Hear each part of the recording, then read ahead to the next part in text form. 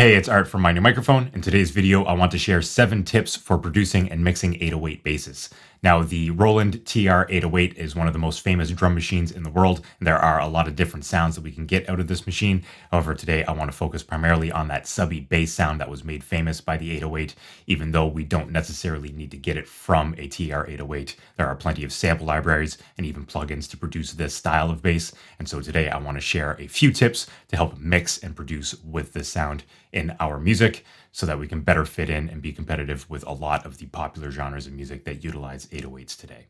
All right, here we are inside of Logic Pro to discuss a few tips for producing and mixing 808 style basses. Now, once again, I say 808 style because we are not relying specifically on the Roland TR-808 to produce these. In fact, this one right here is a little bit more advanced. I believe I produced this back in the day on Native Instruments Massive. It could be Extra Records Serum. I'm not quite sure, but what we have here is an audio file. I will play this back and we can hear that there is a good amount of sub bass energy, and we also have some stuff going on in the upper range. So let's play this back in solo, and this is just the raw track without any processing done to it yet, except for a bit of gain staging. And I didn't even alter the gain in the gain staging section of this mix right here. So this is for a song that hasn't been released yet called Severed Tentacles. This is off of a record I'm putting out called Fine Dining with an Octopus. So perhaps a little bit of a sneak peek for you here, but let's have a quick listen to what this 808 style bass sounds like.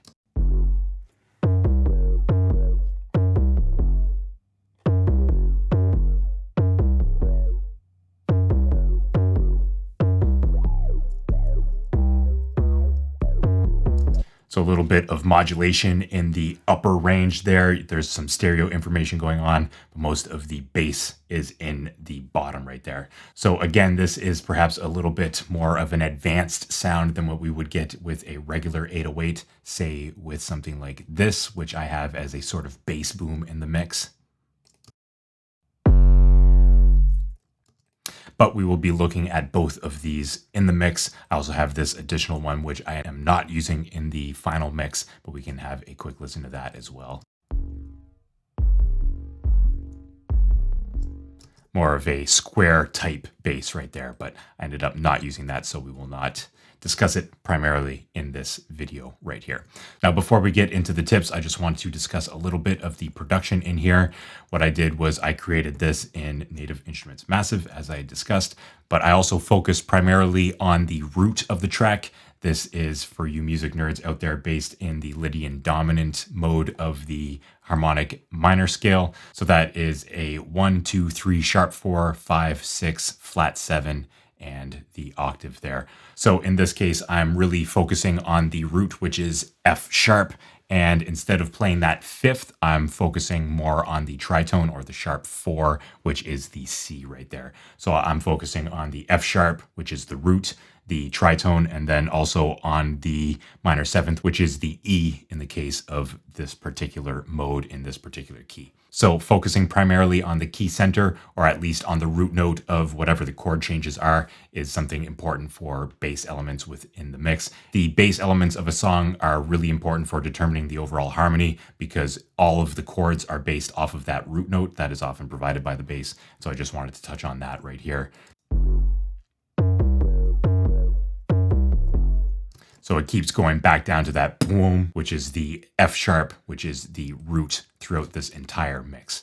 So I just wanted to get that out of the way. But the first tip for producing and mixing 808 style basses is to get the best source material possible. So in this case, once again, I created this patch from the Soft Synth Massive. And so I spent some time going through and making sure that it was a patch that I felt would suit the song. So if we listen to it in the context of the mix, it's a bit quiet.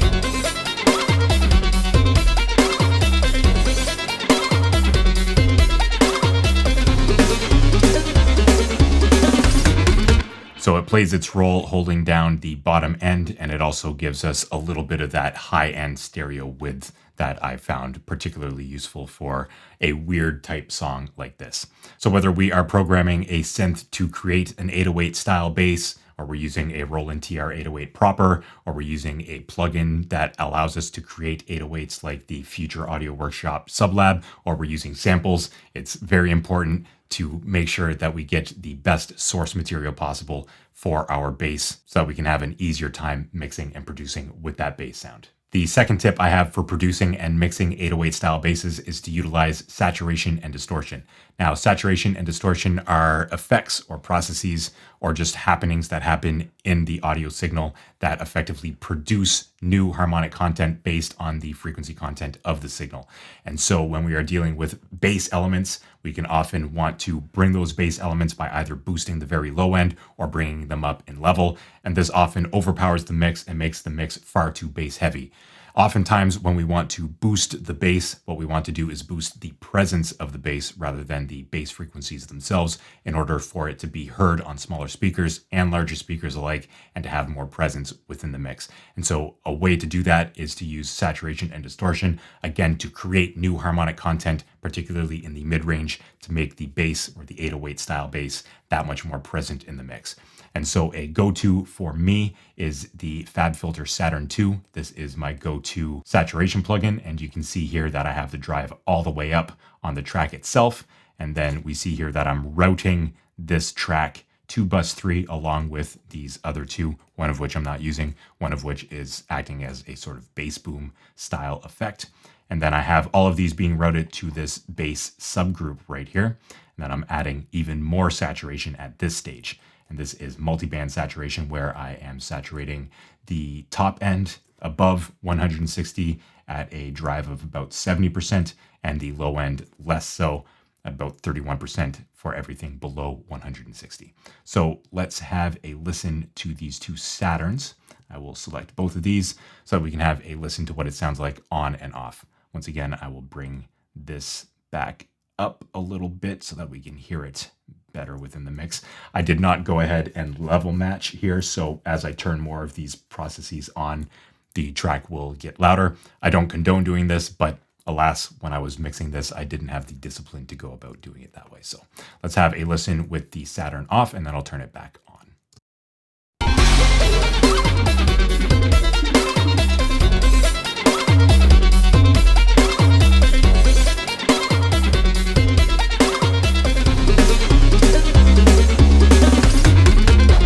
And now let's listen to this in solo.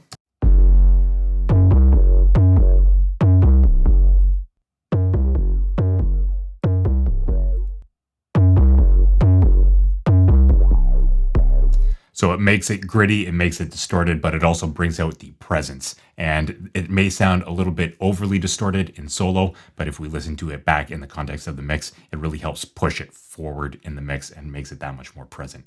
Now, there is some level change going on here, I realize that, and we do tend to have the loudness bias where if we're presented with two similar sounds, we will tend to prefer the louder of the two. However, listen primarily for the presence, the change in presence when the Saturn IIs are turned on and off on the bass.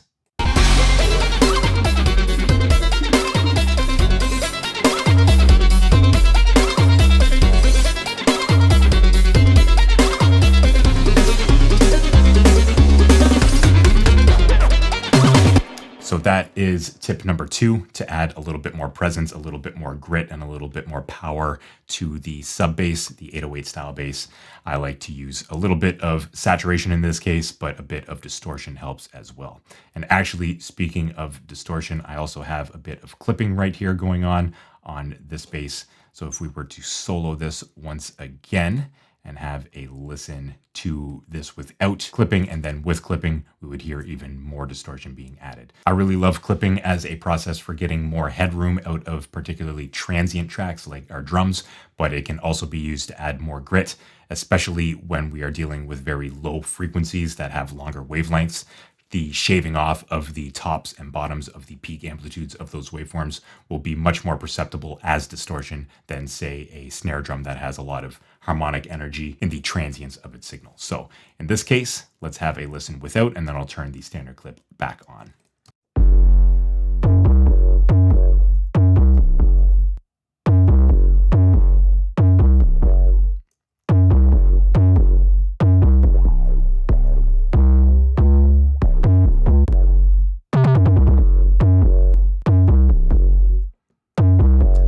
it's subtle, but it does give it more grit. And in the context of the mix, it helps push it that much forward. This is a rather aggressive sounding song. It's not very harmonic. It's got a lot of weird stuff going on. And I found that really pushing this 808 style bass to be appropriate for this song. So that's what I did. Moving on to tip number 3, and that is to cut out a bit of the muddiness range. And so let's have a look at what we have going on here. There's not a whole lot going on in terms of anything on the SSL channel, so we can actually keep that turned off.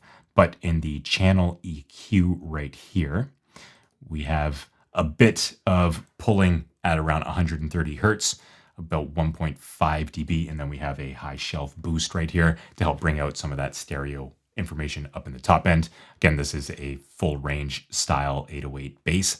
But right here, what we have is I'm taking out a bit of the muddiness range in the low mids. This is a very important range to get right in the context of the mix, especially a mix like this that has a lot of stuff going on in the lower mids. There's a lot of fundamental energy and a lot of important first few harmonics of several tracks in this mix, notably the basses.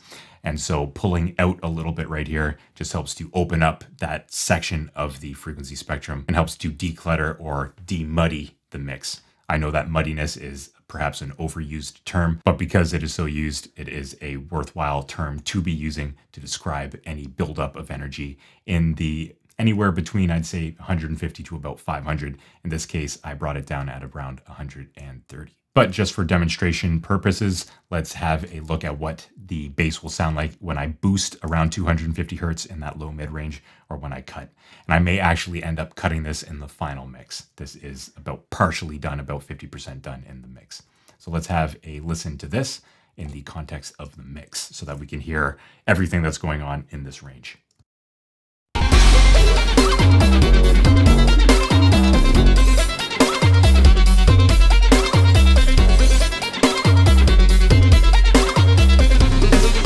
So when I'm cutting there, it cleans it up, but it also loses a bit of that power.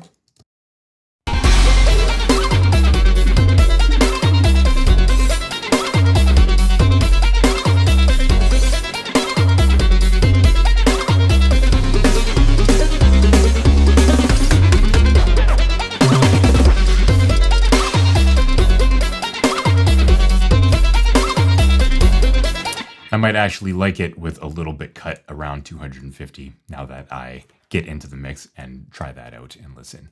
Of course, I would spend more time listening critically, A-Bing and all of that as I go through the mix. But this is just as an example to show you that a little bit of cutting in the mid-range can help clean things up, particularly in the bass elements. Now, the next strategy I have is one that I don't use too often, but it is worth addressing, and that is a bit of transient shaping. So right here, I have the kilohertz transient shaper, and I am not currently adding anything except taking away a little bit of the sustain right here.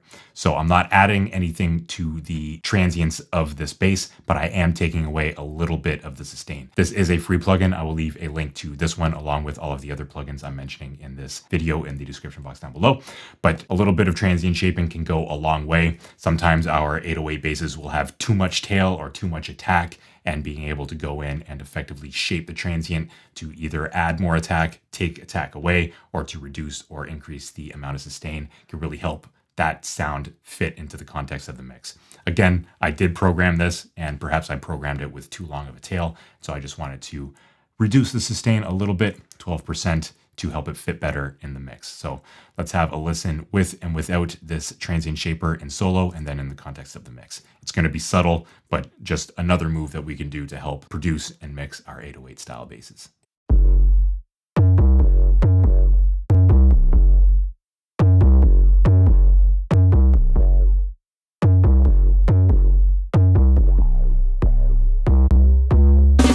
So it just helps to tighten it up a little bit. And then in the context of the mix,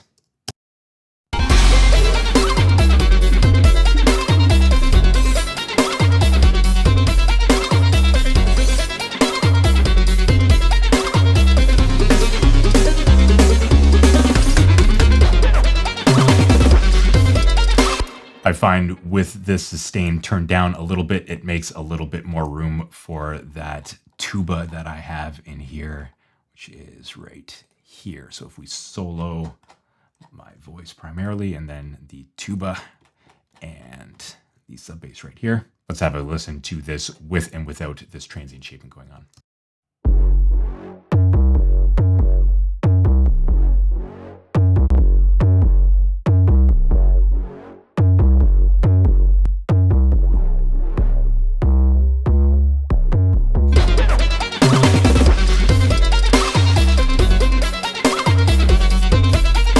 Again, very subtle, but it is another strategy that we can employ to help mix and produce our 808 style basses. So the next one we have is sidechain compression, and this is particularly when we have kick drums like we do in this case that aren't necessarily lining up with every one of the 808 basses. Even if they are lining up and we want more attack from the kick, we can use sidechain compression to effectively duck the bass while the kick is present, and then have the bass come back up when the bass is not present. So that's just a way to ensure that the kick can be heard and is not kind of masked by the 808 style bass. So in this particular mix, if I go have a look here, there is no sidechain compression going on, but I can turn everything back on here and bring this back down to, I believe it was -3. And we can have a listen to what could be the case when we have a bit of sidechain compression going on here. So I'll open up just the stock compressor within Logic. And what we can do is go to this sidechain and choose kick. We'll choose the sample as the input right here for the sidechain. And what we can do is every time the kick sample right here sounds, let me drag this down, it will effectively duck or reduce the output of this bass right here. So whenever the kick is present, like right here, right here, right here, it will duck or reduce the amplitude of the 808 style bass right here. So in order for this to work, I need to turn off low latency monitoring mode. And now I'm going to hear a bunch of latency in my voice, so I will turn that down. Again, I'm monitoring my voice through Logic Pro. But let's play this back, and I will alter the parameters of this compressor right here and have a listen to what this sounds like. I won't give too much verbal explanation because, again, my voice is super latent at the moment.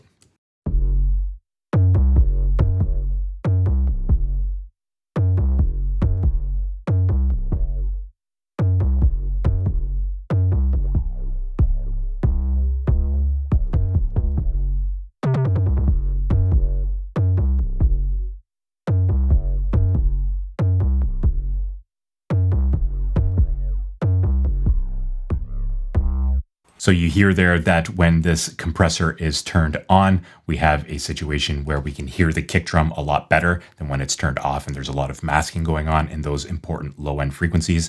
And so we need to keep this in mind. I may actually, in the final mix, utilize some sidechain compression right there in order to get the kick drum, not only the sample, but all of the kick drums right here, to sit better in the mix and poke through the mix by, again, effectively reducing the bass energy of this 808 bass right here when the kicks are present. And then as soon as the kick is done, you notice that the gain reduction goes right back to 0, so that the bass will output as if there is no gain reduction happening whatsoever. So once again, let's have a listen in the context of the mix.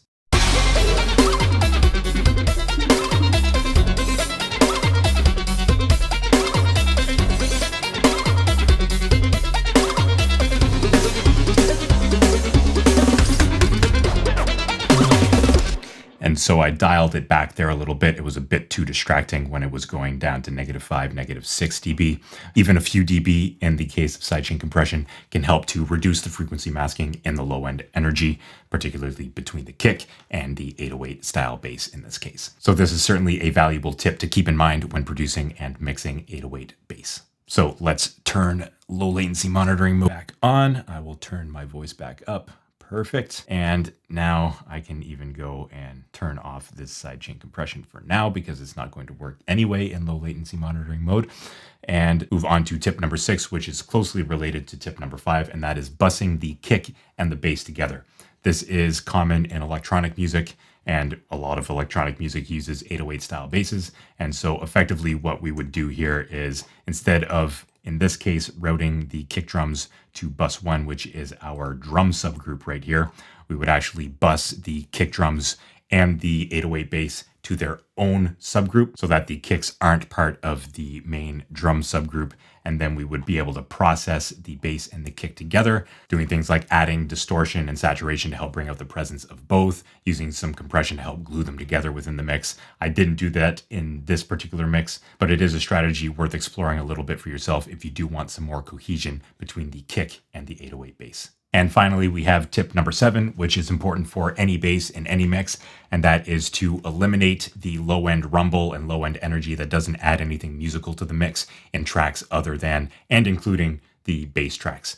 So for example, you see a lot of high pass filters in these tracks just by looking right here on the visual EQ thumbnail that goes along with the stock channel EQ.